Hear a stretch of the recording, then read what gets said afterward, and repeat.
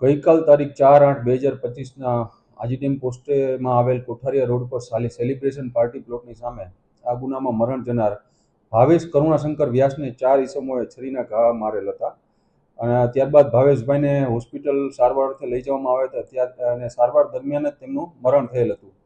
આના અનુસંધાને આજીડેમ પોસ્ટેમાં ભારતીય ન્યાય સંહિતાની કલમ 103(1), 352, 54 તથા જીપી એક્ટ 135(1) મુજબ ગુનો દાખલ કરેલ હતો. બનાવની ગંભીરતાને જોઈને રાજકોટ શહેર ક્રાઇમ બ્રાન્ચની અલગ અલગ ટીમો આ 4 આરોપીઓને શોધવા માટે પ્રયત્નશીલ હતી. જે દરમિયાન ટેકનિકલ સોર્સ તથા હ્યુમન ઇન્ટેલિજન્સની મદદથી આ ગુનાના 3 આરોપીઓને શોધવામાં સફળતા મળેલ છે. આ આરોપીઓનું નામ છે ધ્રુવીન મુકેશભાઈ દુધરેજિયા, શ્વેતા દીપસિંહભાઈ ગોહેલ અને કૌશલ રાજેશભાઈ નિમાવત.